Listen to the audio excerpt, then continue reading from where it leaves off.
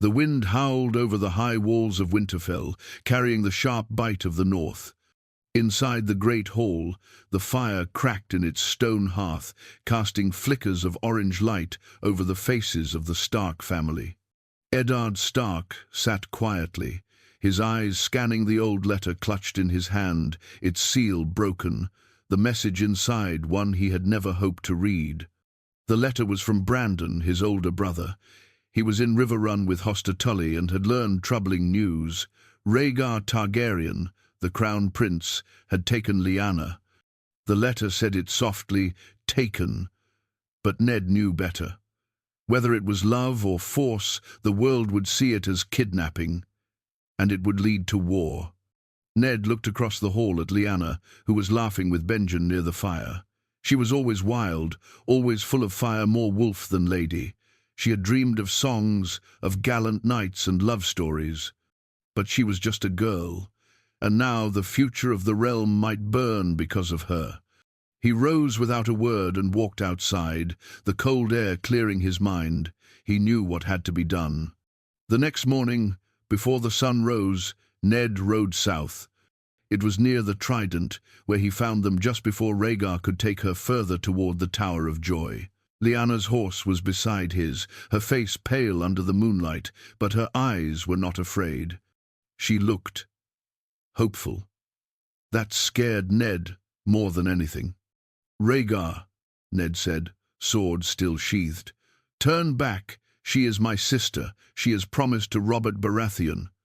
Rhaegar didn't reach for his sword either. His silver hair shone under the stars. "I love her, Lord Stark. I mean her no harm." Ned's voice hardened. "Your love will start a war. She is not yours to love." Behind Rhaegar, Lyanna spoke. "Ned, please."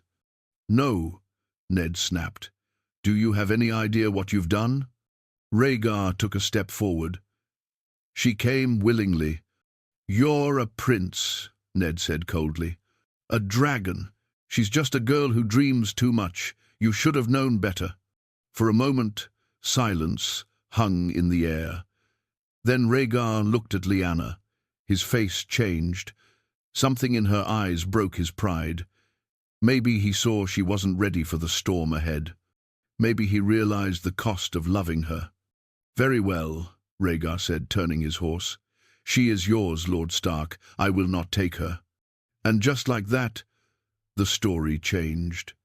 Ned brought Lyanna back to Winterfell. She didn't speak much after that. Her bright spirit dulled like steel under ice. She didn't hate him, but something between them cracked that day. Robert Baratheon came storming to the north weeks later, sword in hand and fury in his heart, ready to burn the world for her. But when he saw Lyanna safe in Winterfell, untouched and home, his fire cooled. She didn't rush into his arms. She didn't smile. "She doesn't love you," Ned told Robert quietly. "She never did. Not like you loved her."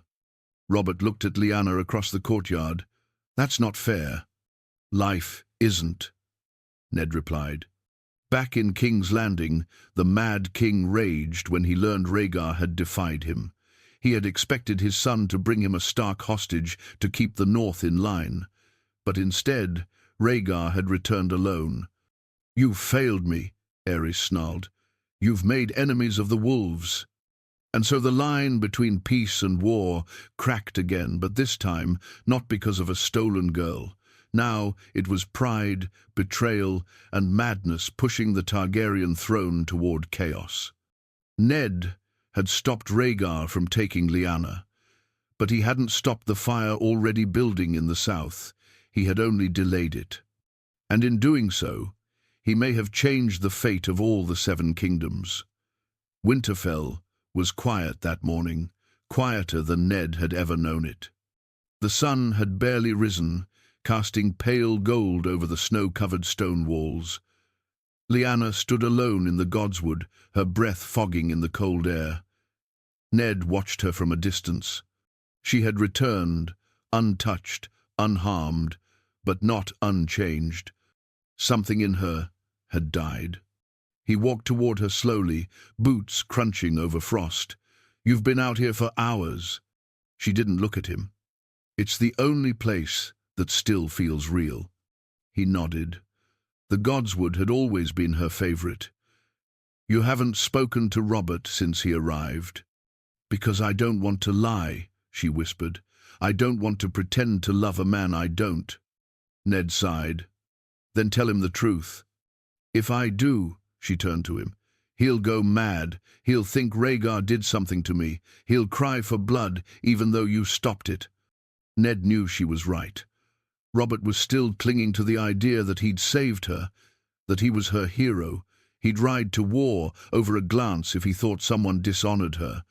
And if the truth got out that Lyanna had planned to leave with Rhaegar, Robert wouldn't just want Targaryen blood. He'd burn the realm down to get it. Later that day, Robert asked to speak with Ned alone.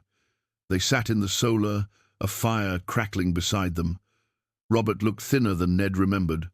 Worn down. He hadn't touched his wine. She won't even look at me, Ned.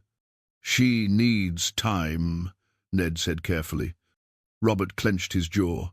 Did he hurt her? No, Ned answered firmly. He didn't touch her. I saw it myself. Robert nodded slowly. Good. Then maybe we can still be wed. Maybe after some moons she'll come around. Ned didn't respond.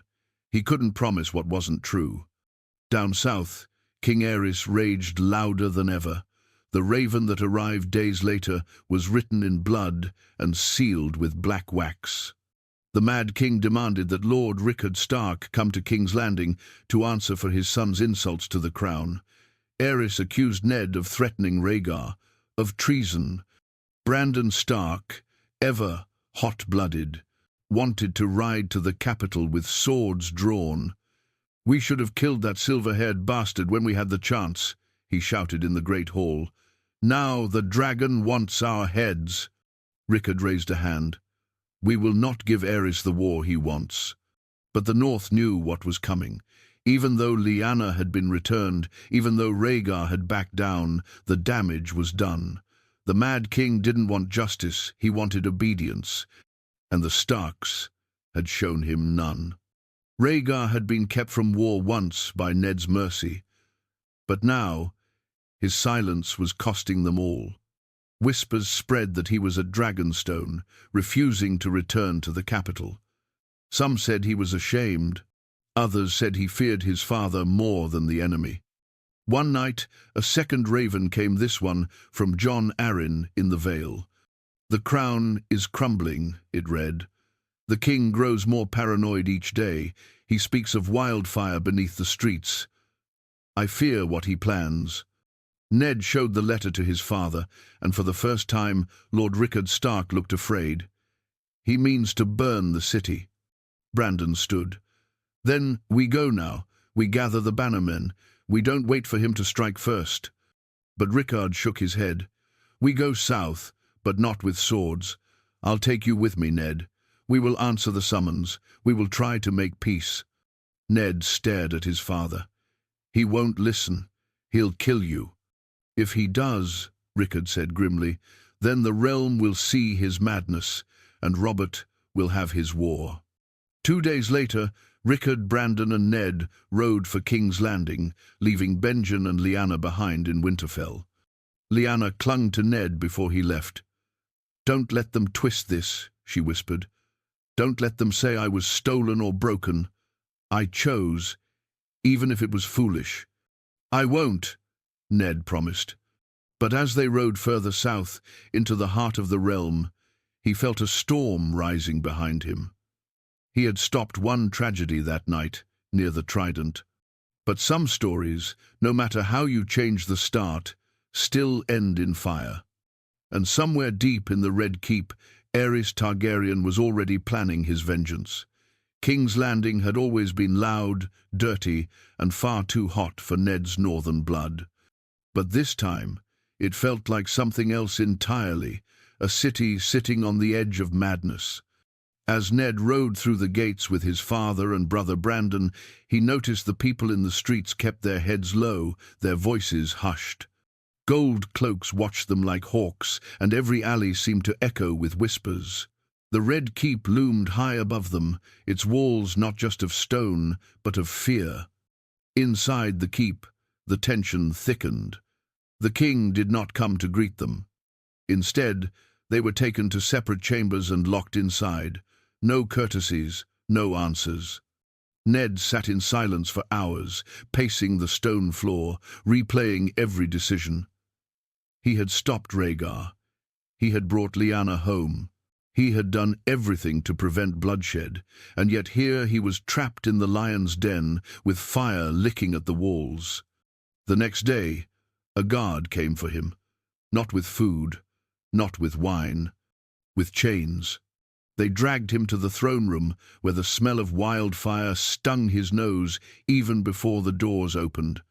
And there, on the Iron Throne, sat King Aerys II, his silver beard unkempt, his fingernails black with rot, and his eyes gleaming like broken glass. "Ah," the king hissed, "another wolf cub. Let him watch." Ned was forced to his knees beside Brandon. His brother's eyes were bloodshot, but he hadn't broken. Lord Rickard stood in the center of the hall, still in his travel cloak, head held high despite the trap they'd walked into. Aerys leaned forward. "You came to answer for your son's treason, Lord Stark, but I find your presence insulting." Rickard's voice was calm, even as the chains rattled behind him. "My son is no traitor. He stopped your prince from dishonoring my daughter. He showed mercy where your blood did not." "Mercy?" the king shrieked. "Mercy is treason. He threatened a prince of the realm." Aerys raised a hand, and a group of pyromancers stepped forward with bronze flasks. One of them poured a strange green liquid around a large iron contraption in the center of the hall, a device shaped like a cage. Ned's stomach twisted. The king turned to Lord Rickard. "You came for justice. Let me give it to you. You will prove your innocence in trial by fire." Guards seized Lord Rickard and stuffed him inside the cage. Chains were pulled tight around his arms and legs. And then Aerys looked at Brandon. "You," he said with a grin that could curdle milk, "will prove your love." They bound a leather cord around Brandon's neck and tied the other end to a pulley device. His hands were just inches from a sword placed across the hall. Ned's heart pounded. "No, please." "Silence," hissed a guard, shoving him down. Aerys gave the signal. The pyromancers lit the wildfire under the cage. Flames whooshed to life in a sickening green burst. Lord Rickard screamed inside as the heat reached his skin. Brandon's eyes went wide, and he began to choke, pulling at the rope, trying to reach the sword to save his father. Ned screamed, "Stop! You bastard! Stop!" But no one listened. Brandon gasped and pulled harder, veins bulging in his neck. The rope tightened. The sword was just out of reach. The fire roared. Rickard's screams turned into crackling moans. And then, silence. Brandon died, strangled, his eyes open, staring at the blade he never reached. Ned collapsed to the floor, breathless, shaking. Aerys clapped like a child. "A perfect show. Let it be known that the wolves are guilty of treason and rebellion." He turned to Ned. "Shall we burn this one too?" But before the command could leave his lips, Tywin Lannister entered the throne room unannounced. The Golden Lion arrived with 500 men at his back, not attacking, not yet. Tywin bowed low. "Your Grace, I come to offer the strength of House Lannister to the crown, should war be upon us." Aerys smiled, but Ned saw the flicker of fear in his eyes. The king didn't trust anyone anymore, not even his old hand. He had become a man surrounded by ghosts, whispering threats in every corner of his mind. Ned was thrown back into a cell. No trial, no answer. But the South was no longer silent. That night, a raven flew from the Red Keep, another from the Vale, another from the Stormlands. Robert Baratheon's rage could no longer be contained. Jon Arryn raised his banners. Houses of the North, Vale, and Stormlands answered the call. The war had begun. Not for love, not for a kidnapped girl, but for vengeance. Winterfell was cloaked in silence. Lyanna Stark stood beneath the heart tree, her hands shaking, her breath sharp in the cold air. A raven had come at dawn. Her father was dead. Brandon, too. Burned alive, strangled trying to save him. And Ned, taken, fate unknown. She didn't cry. Not then. She felt hollow, like her bones had turned to snow and ash. The dream was dead. The songs were lies. The world wasn't made for love. It was made for fire and steel. Benjen found her hours later, still standing there. "They say Robert's banners are raised," he whispered. "They say war has begun." She nodded once. "Then I hope he burns them all." Benjen stared at her. "Even Rhaegar?" She looked away. "Especially him." In Storm's End, Robert Baratheon roared like a storm god awakened. He smashed goblets against stone, cursing the Targaryens, the crown, and most of all, Rhaegar. They burned Rickard Stark and strangled Brandon while he watched. And for what? Because Rhaegar couldn't keep his cock in his trousers. Jon Arryn stood nearby, calm and calculating, while Stannis remained stone-faced. "It's no longer about Lyanna," Jon said. "It's about the realm." "No," Robert growled. "It's always been about Lyanna." He turned to the gathered lords of the Stormlands, of the Vale, and pointed his warhammer at the map on the table. "We march north first. We take the fight to the Mad King's dogs. And when I find Rhaegar—" He slammed the hammer down. "I'll split his chest open and rip out that dragon heart myself." In the dungeons of King's Landing, Ned Stark lay in chains. The cell was cold, damp, and smelled of rot. Days passed without light. He was fed stale bread and sour water, sometimes not at all. He didn't know how long he'd been there when the door finally creaked open.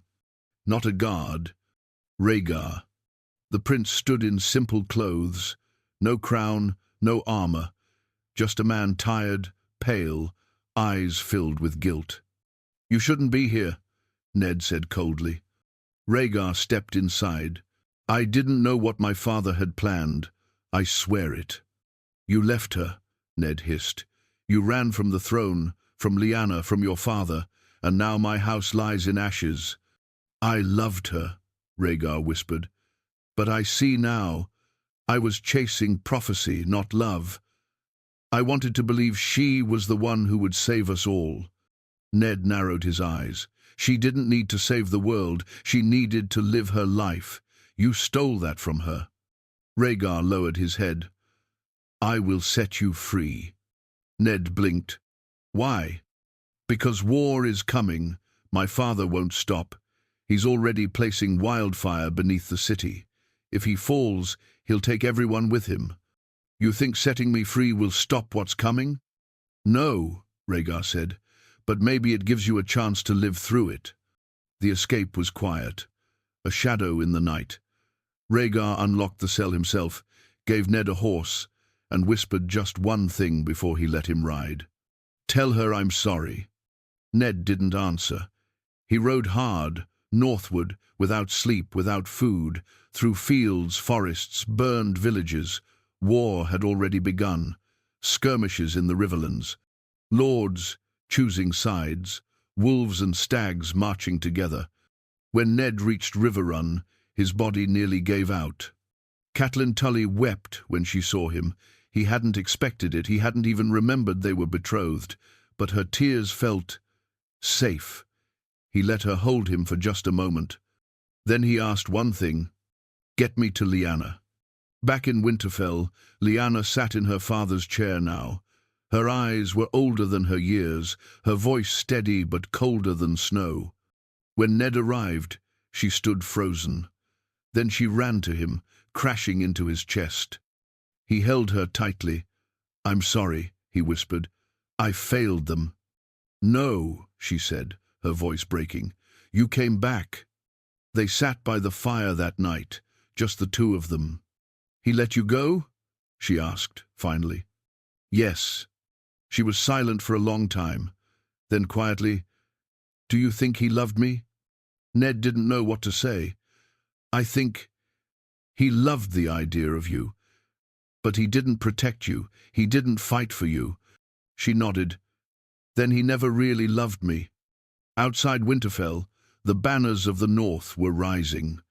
House Manderley, House Glover, House Umber, and beside them the Falcon of the Vale and the Stag of Storm's End. The rebellion was no longer whispers, it was war.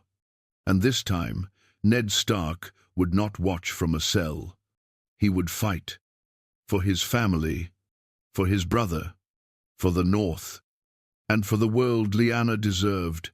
War doesn't wait for grief to settle. By the time spring reached the Riverlands, the fields were soaked in blood. Robert Baratheon led the charge like a thunderstorm, hammer in hand, roaring through every skirmish. His rage never cooled. If anything, it burned hotter with every village they passed, every loyalist lord they defeated. Ned Stark rode beside him, quieter, colder. If Robert was fire, Ned had become ice. They made an unlikely pair, the wild fury of the Stormlands and the cold honor of the North. But together, they were dangerous. One fought for revenge, the other for justice. Both had lost too much. Their first great stand came at Summerhall, where loyalist forces led by Lord Connington tried to cut off the rebel march. The ruins of the old Targaryen palace became a battlefield of ash and arrows. Robert smashed through the enemy line like a beast unleashed. His warhammer shattered armor and bone alike. When Connington's men began to fall back, it was Ned who led the flanking strike, cutting off their retreat and forcing a rout. After the battle, Robert laughed, drenched in blood. "We'll be at the Red Keep in weeks." But Ned wasn't smiling.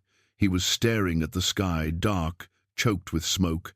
The fires of Summerhall still burned.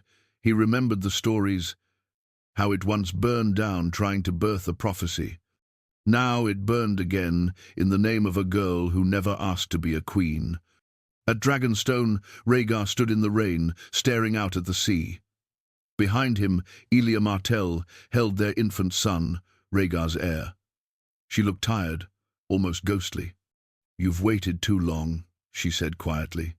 "The kingdom is burning." "I needed time," Rhaegar whispered. "Time to decide whether I am my father's son." Elia stepped forward. "You are not Aerys, but if you wait any longer, you'll die like him." Rhaegar turned to her, pain deep in his eyes. "I was supposed to be the prince that was promised, but all I've done is destroy lives." "Then fix it," she said. "Ride. End this." The next day, Rhaegar donned his black armor, inlaid with rubies like dragonfire. He mounted his white steed, and for the first time in a year, Prince Rhaegar Targaryen marched to war. In the Riverlands, word spread fast. "The dragon is coming." When Robert heard, he smiled. "Good," he said. "Let the bastard come. I've waited too long to break him."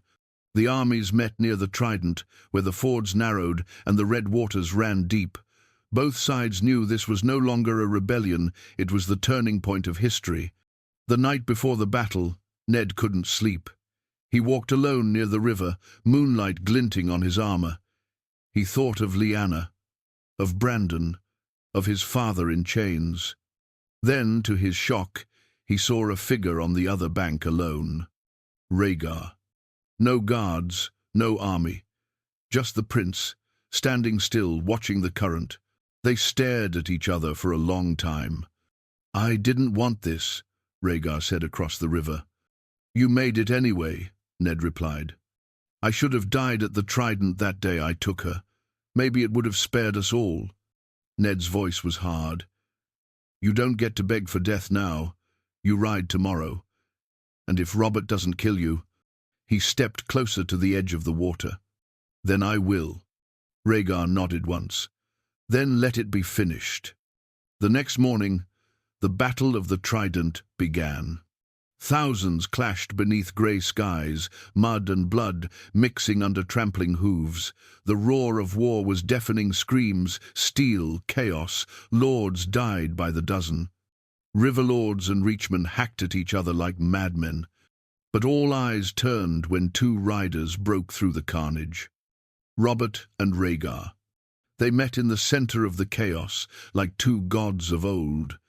Robert swung his hammer, Rhaegar parried with his sword. Blow after blow, sparks flew. Rhaegar's rubies shattered as Robert struck his chest, sending red gems flying into the river. The Trident ran red not just with blood, but with dragon fire lost. At last, Robert landed the killing blow, his warhammer caving in Rhaegar's breastplate with a sickening crunch. Rhaegar collapsed, coughing blood. As he died, he whispered something. Ned reached him first. "Lyanna. Where's Lyanna?" But Rhaegar was gone. The field was silent. The prince was dead. The war was nearly won, but something in Ned twisted. He looked at Rhaegar's broken body and felt no victory, no peace, just more weight. Robert raised his hammer and shouted to the sky, "The dragon is dead!" The soldiers roared, but Ned turned away, because he remembered something else, something Rhaegar had once told him in the darkness of the dungeon. "My father has wildfire beneath the city." And the closer they came to King's Landing, the hotter the wind began to blow. The gates of King's Landing loomed on the horizon, red stone walls high as cliffs, soaked in history and death. Ned Stark arrived 3 days after the Trident, leading a host of tired, bloodied northern soldiers. Robert wasn't with him. His wounds from the duel with Rhaegar had left him near death, healing slowly at Stannis Baratheon's camp. Ned had hoped it would all be over after the battle. But what he saw before the city gates crushed that hope. The lions had arrived first. Tywin Lannister, Lord of Casterly Rock, had marched south under a white flag, offering loyalty to the crown. Aerys, in his madness, had opened the gates. And then Tywin had sacked the city. Smoke now rose from every corner of King's Landing. Women wailed in the streets, soldiers looted, raped and slaughtered under Lannister banners. The gold lions roared louder than the dragon ever had. Ned rode through the gates with rage boiling in his chest. This wasn't war, it was murder wrapped in velvet. The city wasn't conquered, it was butchered. He pushed through the chaos toward the Red Keep. At every turn, he saw small folk burned, knights hanged from balconies, and children orphaned by flames. But nothing shook him more than what he saw inside the royal nursery. They were just children. Rhaenys, no older than 7, was sprawled on the floor, stabbed dozens of times. Aegon, a babe barely a year old, was smashed against a wall, his skull crushed. Ilya Martell's blood painted the bed curtains, her body defiled, her face beaten beyond recognition. And standing over the carnage was Sir Gregor Clegane, the mountain that rides, armour still wet with blood. Behind him stood Sir Amory Lorch, and behind them all, cold and smug, Sir Tywin's orders. Ned barely held his sword in his hand. "You call this justice?" Sir Gregor said nothing. The mountain didn't speak. He just loomed. "They were children," Ned growled. "They were innocent." "Prince Aegon was Rhaegar's heir," Amory Lorch muttered. "The king's enemies." "They were no threat to you," Ned spat. "You slaughtered them like animals." "We were ordered to," Amory snapped, then quickly added, "to show loyalty, to prove the war is over." Ned stared at the dead girl on the floor. "This isn't peace," he said. "This is rot." He turned and walked away before his honor made him do something that would start another war. Inside the throne room, the Iron Throne stood as it always had, jagged and cruel, built from the swords of Aegon's enemies. And on it sat Jaime Lannister. His white cloak was stained red, His sword rested across his knees. His face was pale, blank, unreadable. At the foot of the throne, King Aerys II lay dead. His throat had been slit, his robes soaked in wildfire. Ned stared at the body, then at Jaime. "You killed him," Ned said. Jaime said nothing. "You were his sworn protector, a knight of the King's Guard." "I protected the realm," Jaime said finally. "I did what your Robert would have done." Ned stepped closer. "You sat on the throne." Jaime's mouth twitched. "Someone had to, before your lion of a lord claimed it for himself." Ned's fists clenched. "You wear white, but there's nothing pure about what you've done." Jaime looked down at the body. "He was going to burn the city, you know, wildfire in barrels, beneath the sept, the streets, the keep." He gave the order. "Burn them all," he said. "Over and over. Burn them all." "And you stopped him?" Ned asked. Jaime nodded. "Yes. But even so—" Ned turned away. He couldn't bring himself to thank him. The Iron Throne didn't care who sat on it. It only cut those who reached for it.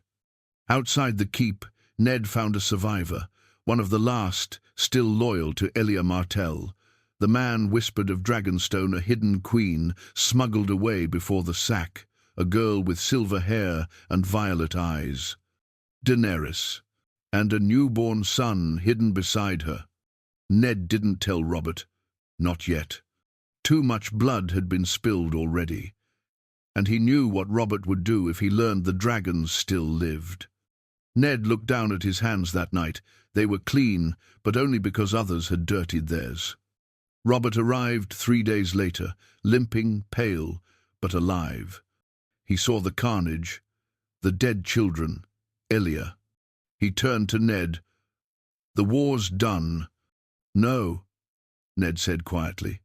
"It's only just beginning."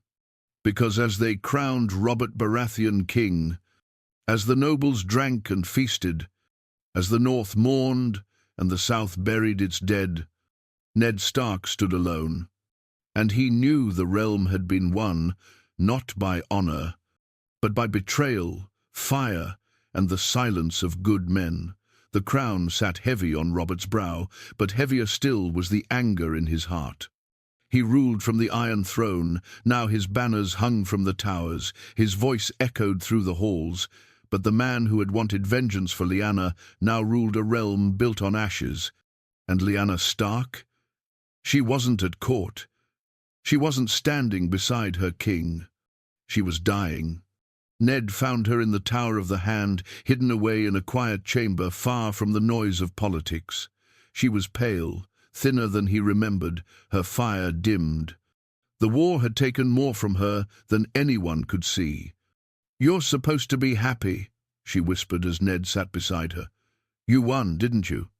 Ned couldn't speak. He took her hand, felt how cold it had become. "I wanted freedom," she said. "I got a cage instead." "You're not a prisoner," Ned said softly. "Aren't I?" She looked away. "I gave up Rhaegar, and now Robert owns me.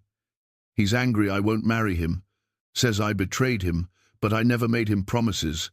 I never loved him." Ned sighed. "He doesn't understand. He never really saw you, Lyanna. Just a dream of you." She smiled faintly. "Then maybe I died the moment I stepped into that dream." Later that night, Jon Arryn summoned Ned to a quiet council chamber. Robert wasn't there. He rarely attended anymore, too busy with drink, women, or sulking over Lyanna's refusal to become queen. Jon closed the door. "Word from Dragonstone. A storm took the castle last week. Most believe the last Targaryens died in the chaos." Ned stiffened. "Most believe." Jon gave him a long look. "I've heard whispers. A child survived, a girl, Daenerys, maybe even a boy, the last son of Rhaegar. No names, no proof, just smoke." Ned knew. He had known since the sack. "Robert must never know," Jon said. "He would hunt them, burn the world again just to kill what's already dying." Ned's voice was cold. "So we lie? We silence history?" "We protect peace," Jon said. "The war is over, Ned. Let it stay buried." Ned left without answering. His thoughts were darker than the corridors of the Red Keep. 2 weeks later, Lyanna collapsed. Ned was at her side in moments, but it was too late. Her breath was shallow, her voice a mere whisper. "I need you to promise me something," she said, gripping his hand weakly. "Anything."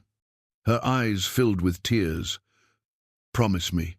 You won't let Robert take him." Ned froze. "Him?" She nodded. "Rhaegar's son. I was pregnant before you stopped us. I hid it when I came home. I gave birth last month, but I couldn't keep him. He's safe, hidden with Howland Reed." Ned's heart dropped. "You had a child?" She smiled weakly. "He's not a threat, Ned. He's just a boy. But if Robert finds out, he'll kill him. He can't stand the thought of Rhaegar's blood alive." Ned could barely speak. "Why didn't you tell me?" "I was afraid," she said. "Afraid you'd hate me. Afraid he'd die." Tears rolled down her cheeks. "Promise me, Ned, raise him as your own. Tell no one." "Lyanna, promise me." He closed his eyes. "Promise me, Ned." And he did. Lyanna Stark died that night, not as a princess, not as a queen, but as a sister and a mother with too many secrets. The realm never knew her truth. Only Ned did. And it would haunt him for the rest of his life. He rode out quietly days later, while Robert drank and the court danced. He travelled to the Neck, where Howland Reed waited, the infant boy swaddled in northern wool. He had silver in his hair already, and dark eyes that reminded Ned too much of both his sister and her prince. "What name?" Howland asked. Ned looked down at the baby. "Jon," he whispered.